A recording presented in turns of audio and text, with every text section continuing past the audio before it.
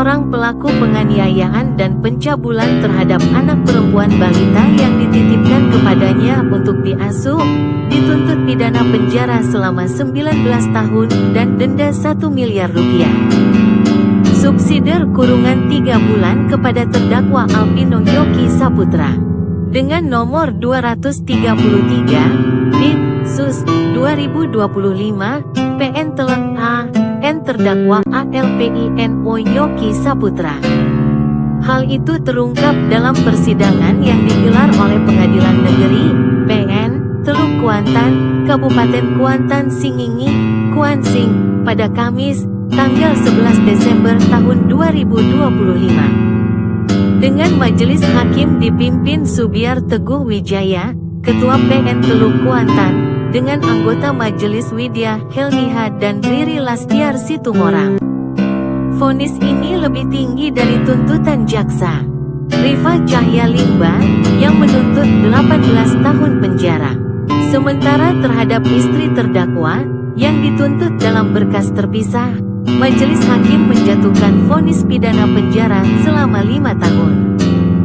Dengan nomor 232, Bid, Sus, 2025, PN Telek A, N terdakwa Yogi Pratiwi karena melakukan pembiaran terhadap kekerasan yang terjadi pada anak balita yang seharusnya diasuh dan dijaganya. Dalam fakta yang terungkap di persidangan, terdakwa dan istrinya dipercaya untuk mengasuh korban yang berusia 2 tahun sejak tanggal 25 Mei tahun 2025. Dengan tujuan menjadi pemancing agar terdakwa dapat segera memiliki momongan dan menambah pemasukan ekonomi dari biaya asuh tersebut. Namun dalam mengasuh balita tersebut, suami istri yang menjadi terdakwa ini kerap merasa terganggu dan emosi menghadapi korban yang sering menangis, dan untuk mendiamkan korban, terdakwa kerap melakukan kekerasan.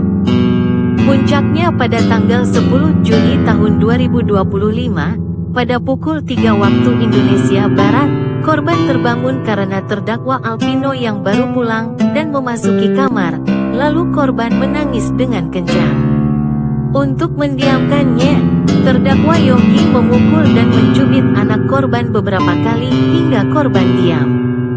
Kemudian pada pagi harinya, anak korban terlihat muntah, lalu terdakwa Alpino berinisiatif untuk memandikannya. Saat dimandikan tersebut, korban menangis tanpa sebab.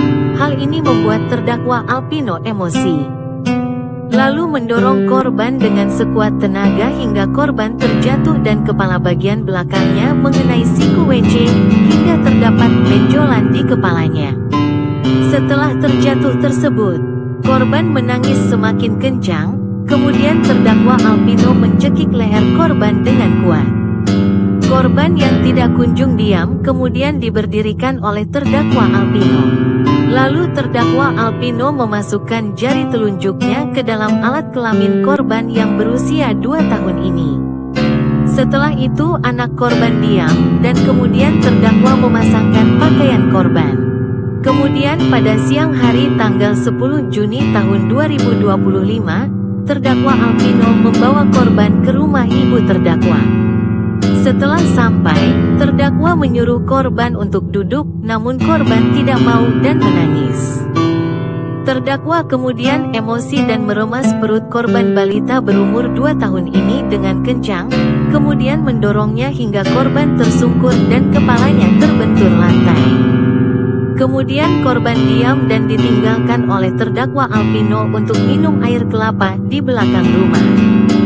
Setelah minum, terdakwa mengecek keadaan korban dan mendapati korban dalam keadaan pingsan tidak sadarkan diri. Terdakwa yang panik kemudian mengajak adiknya untuk membawa korban ke puskesmas. Saat ditanya apa yang terjadi pada korban balita tersebut, terdakwa berbohong dengan mengatakan korban terkena tabrak lari oleh pesepeda motor yang telah kabur. Saat diterima oleh Puskesmas UPTD Teluk Kuantan, korban telah dalam keadaan koma dan tidak sadarkan diri. Kemudian korban dalam kondisi kritis dirujuk untuk mendapatkan perawatan insentif ke ICU RSUD Teluk Kuantan. Keesokan harinya, pada tanggal 11 Juni tahun 2025 korban dinyatakan meninggal dunia. Dengan penyebab kematian adalah cedera kepala berat yang menyebabkan pendarahan hebat pada otak, sehingga menimbulkan gagal nafas. Dari hasil autopsi juga ditemukan adanya robekan pada selaput darah, himen, pada alat kelamin anak korban, yang merupakan indikasi adanya kekerasan seksual. Selain itu, terdapat luka lecet dan memar pada bibir dan leher serta pendarahan pada lambung dan usus, yang membuktikan bahwa telah terjadi kekerasan secara berulang kepada korban.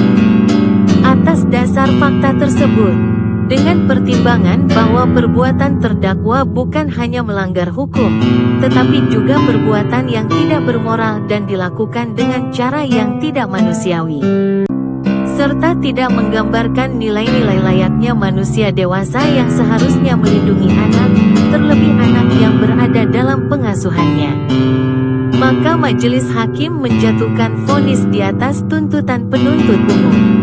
Majelis juga menyoroti usia anak korban yang masih sangat kecil, sehingga tidak mampu untuk melakukan pembelaan diri maupun mengungkapkan rasa sakit yang diterimanya, tetapi terdakwa terus melanjutkan perbuatan kekerasan tersebut. Dalam persidangan terungkap pula, terdakwa baru saja mengkonsumsi narkotika jenis sabu bersama teman-temannya, sebelum rangkaian kekerasan yang terdakwa lakukan pada tanggal 10 Juni tahun 2025 tersebut. Juga menjadi alasan pemberatan dalam penjatuhan pidana terhadap terdakwa Alpino. Sementara terhadap sang istri, yaitu terdakwa Yogi, majelis hakim menjatuhkan vonis yang berbeda dengan penuntut umum dikarenakan pada persidangan terungkap bahwa terdakwa Yogi tidak mengetahui serangkaian kekerasan oleh terdakwa Alpino yang menyebabkan kematian pada anak korban. Namun demikian, majelis hakim berpandangan bahwa terdakwa Yogi telah terbukti melakukan pembiaran dengan mendiamkan rangkaian kekerasan yang dilakukan suaminya, yaitu terdakwa Alpino, mulai dari penamparan hingga penendangan, tanpa melakukan upaya perlindungan, yang berakibat luka berat pada balita tersebut. Terhadap putusan ini, para terdakwa menyatakan terima dan tidak mengajukan upaya hukum. Sementara untuk penuntut umum, menyatakan menerima atas putusan terdakwa Alpino, dan mengajukan banding terhadap putusan terdakwa Yogi. Demikian disampaikan oleh juru bicara PN Teluk Kuantan, Aulia Rifki Hidayat, SH. ZAR, rilis. Refli Zar melaporkan dari Kuansing untuk Siberiau.com.